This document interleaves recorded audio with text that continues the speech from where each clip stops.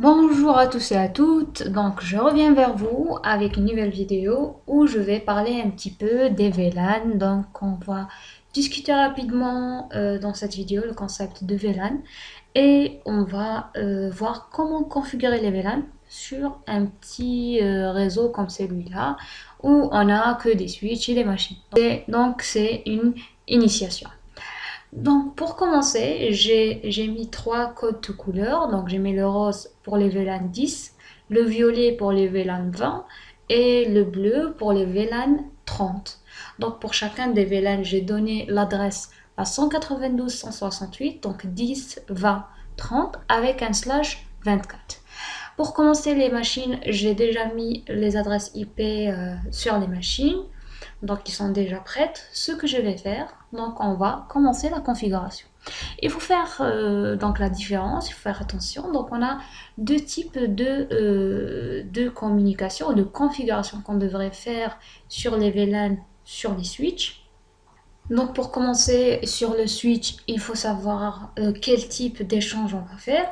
Donc est-ce que ça va être un échange avec une machine? Donc on a un échange de données, ça pourrait être data VLAN ou peut-être des données d'échange de type voix. Et on a l'échange entre les switches. Donc on a un échange entre les switches qui va être du trunk avec un protocole bien défini. Donc pour commencer, donc on va rentrer dans le premier switch et on va mettre enable. Donc on va mettre show VLAN pour voir les VLAN qui existent, la configuration des VLAN qui existent. Donc on voit là qu'on a par défaut, on a le VLAN 1 et il est en état actif, donc state to active. Et on a les ports qui sont configurés sur ce VLAN là, ce sont tous ces ports là, donc tous les ports qui existent. On a d'autres VLAN qui sont préconfigurés en état actif, donc c'est out of scope de cette vidéo, donc je ne vais pas parler sur les autres VLAN qui sont préconfigurés. Bien évidemment, on peut créer d'autres VLAN, donc on peut créer d'autres VLAN pour représenter l'architecture de notre réseau. Donc là, on veut créer trois VLAN, donc on veut créer un VLAN 10, 20, 30. Donc je vais créer ces VLAN. Donc on rentre dans le mode configuration de terminal. Donc je vais mettre VLAN avec le numéro 10. Et voilà, le VLAN, il a été créé. Donc, on va lui donner un nom, par exemple, student. Voilà, par exemple, les étudiants sur un VLAN. On va mettre un autre VLAN, le VLAN 20. Et on va lui donner le nom, par exemple, teacher. Pourquoi pas. Et on va mettre un troisième VLAN, donc le VLAN 30 et on va mettre administration. Administration. Donc, je vais laisser admin. Donc name admin. Là, j'ai créé mes trois VLAN, donc avec show VLAN brief. Donc je vois les VLAN que j'ai créés. Donc on a le VLAN 1. Toujours, on a tous ces ports-là sont sur ce VLAN. Et on a student, teacher et admin. Ce sont des VLAN qui sont dans un état actif qui ont été créés. Maintenant, sur ce workshop, donc on a besoin de configurer, plutôt d'affecter un certain ensemble de VLAN, de ports pardon, du switch sur des VLAN bien spécifiques. Bien évidemment, là, on a les étudiants, les enseignants et l'équipe administrative voudraient échanger des données de type data. Donc, on a des données plutôt ce qu'on va échanger, donc consultation de site web, etc. Donc, ce qu'on va faire, donc on va affecter les ports à ce VLAN-là. Donc ce qu'on va faire, donc on commence par sur le mode configuration terminal. Donc on va mettre interface. Donc on va rentrer à l'interface range pour définir que on va pas configurer une seule interface mais un ensemble d'interfaces. Donc on est sur face Ethernet. Donc on a ce qui est demandé, ça sera du 1 jusqu'à 8. Donc là sur cette interface range, je vais définir, donc je vais dire que ici sur cet ensemble de range, donc je vais avoir le mode access. Donc ça va être switch port, donc la communication ça va être en mode access. Donc ça va être un échange de données, donc c'est une mèche terminale ou un nœud terminal, donc un nœud fini de fin, pardon, qui va recevoir l'information. Donc je vais mettre switch port mode access et je vais définir quel est le VLAN que je vais utiliser, c'est ça. Donc je vais mettre switch port access VLAN 10. Donc là, j'ai fixé le VLAN que je vais utiliser. Donc je vais sortir, je vais voir le résultat de ce que j'ai fait. Donc show VLAN Brave. Et voilà, je vois que students, donc on a tous ces ports là qui sont actifs sur ce VLAN. Toujours, donc ce que je vais faire, donc je vais reprendre donc pour la suite. Donc pour la suite, je vais reprendre le reste du port. Donc je vais mettre switch port. Je vais faire interface range et je vais mettre on a face Ethernet 0 de 9 à 16, c'est ça. Et ce que je vais faire, je vais configurer ces VLAN, je vais affecter encore une fois. Donc je vais mettre le switch port mode access et je vais préciser le VLAN qui correspond. Donc access VLAN 20. Je sors, je reviens, je fais la même chose pour le reste des VLAN. Donc je vais mettre interface fast Ethernet, donc 0 slash de 17 à 24.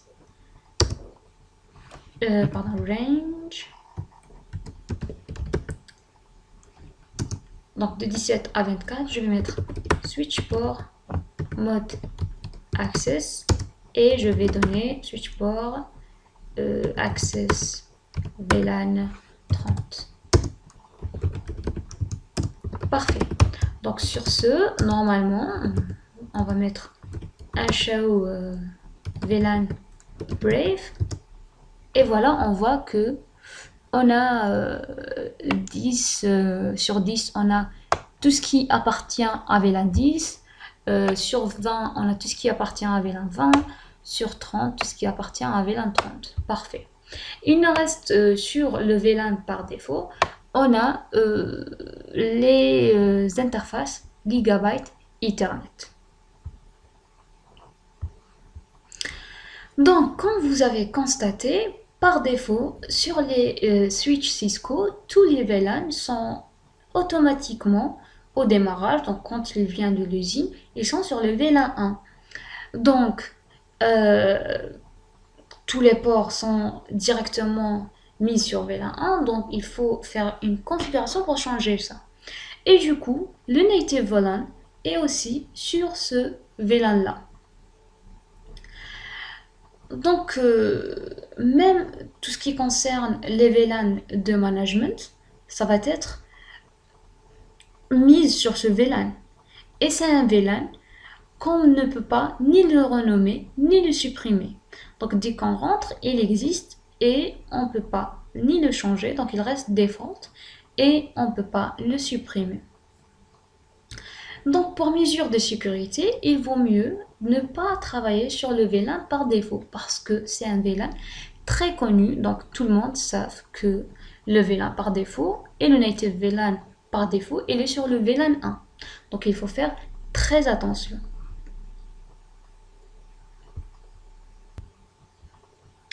Pour l'autre côté, pour le deuxième switch, donc je vais faire pareil pour la configuration des VLAN. Donc je vais créer les 3 VLAN et je vais par la suite faire rentrer les VLAN, les ports réseau dans les VLAN appropriés. Donc je vais rentrer dans notre configuration, je vais mettre VLAN 10, je vais le nommer student, je vais rentrer à VLAN 20, je vais le nommer teacher, et je vais rentrer dans le VLAN 30 et je vais le nommer admin. Ensuite, je vais créer les interfaces. Je vais faire l'affectation des interfaces, pardon. Donc 1, 8. Donc je vais mettre switch port, mode access. Et je vais mettre le access VLAN 10. Pareil. Sur l'interface range fast Ethernet de 9 à 16. Je vais mettre switch port, access, le mode access. Et je vais mettre switch port, access, VLAN 20. Sur la dernière interface, de interface range, fast Ethernet de 17 à 24. Et je vais mettre le mode access. Et je vais mettre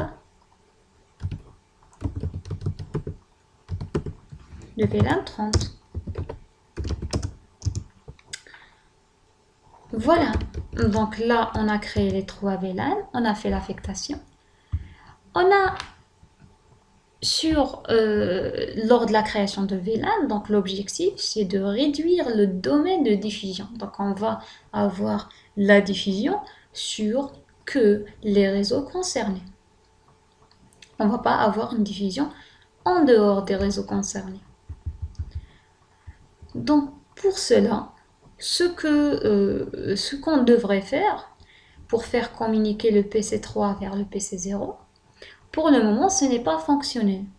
Donc pour pouvoir le faire fonctionner, on a besoin de configurer ces ports-là qui sont les ports Giga Ethernet. Et du coup, on devrait les configurer pour devenir des ports trunk. Donc les ports trunk, en fait, c'est quoi? Le trunk native, donc il utilise l'étiquetage du protocole 802.1q. Donc chaque trame qui va circuler sur ce chemin-là, elle va rajouter une étiquette qui va identifier le VLAN dont elle appartient.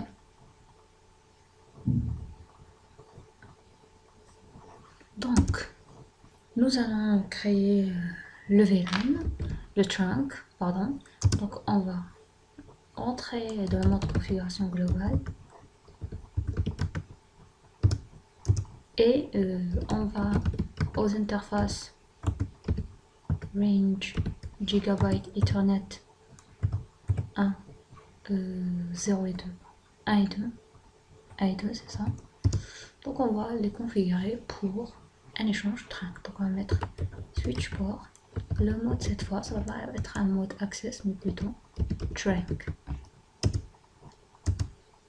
Et du coup, on va activer le trunk native VLAN. On va mettre 99 pour le VLAN native. Donc on va créer un nouveau VLAN qui va être le VLAN 99 qui va représenter le native VLAN.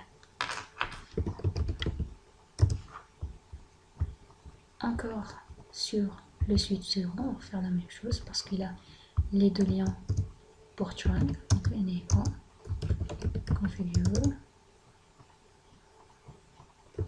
switch port, interface port, range Gigabyte Ethernet 0/1 et 2.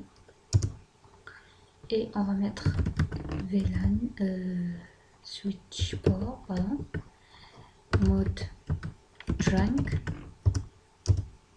et on va mettre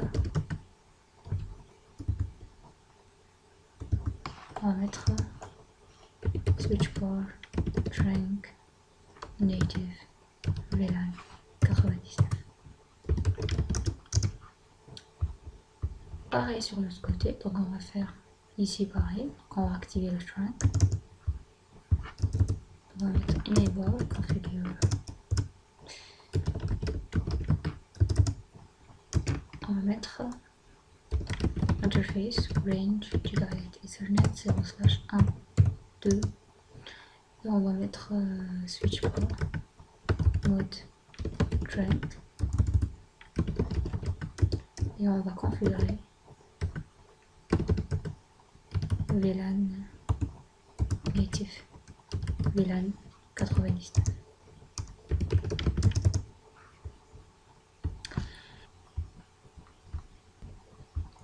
Et maintenant que nous avons créé les trunks, nous avons créé les liens trunk entre les switches, nous allons maintenant créer les VLAN, apprendre au switch 0 les VLAN qui existent sur le réseau. Donc on rentre dans la configuration terminale et nous allons introduire les VLAN à VLAN 10 student, name student, pardon.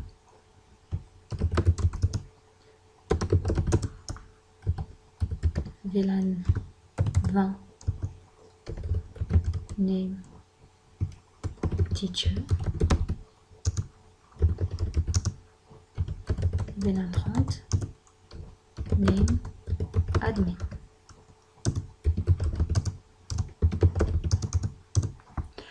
Voilà. Maintenant, on va forcer un petit peu le temps. Nous allons commencer à essayer de faire des pings entre les réseaux qui se connaissent, entre le PC2 et PC5. Donc on a un ping réussi. Entre le PC1 et le PC4, encore une fois un ping réussi. Entre le PC0 et le PC3, encore une fois un ping réussi. Maintenant, entre les réseaux différents,